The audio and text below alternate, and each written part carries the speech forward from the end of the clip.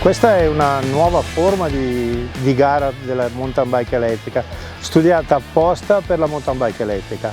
Il valore della mountain bike elettrica è in salita, per cui sarà una gara fatta in salita, ma deve essere una grande gara che si rivolge al pubblico spettatore e che quindi abbia l'appeal per il pubblico, e quindi è una, diciamo, una copia oppure una duplicazione delle gare di Coppa del Mondo di sci fatta con la mountain bike elettrica del periodo estivo. Ma le difficoltà di questa disciplina sono sicuramente legate a quella che è la percorrenza in discesa, quindi nei tratti più o meno difficoltosi. Bene o male l'ambiente è severo e incontriamo rocce, radici, ceppi e quanto di più tagliente.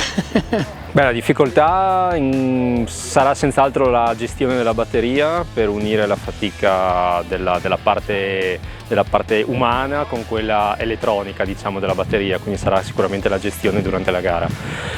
E l'e-bike, diciamo, ha unito un po' tutto quello che negli anni si è visto nella mountain bike, quindi il cross country, la marathon, la discesa, l'enduro, per cui rende possibile fare le risalite con delle bici che comunque con forte escursione aiutano, agevolano anche la parte di discesa.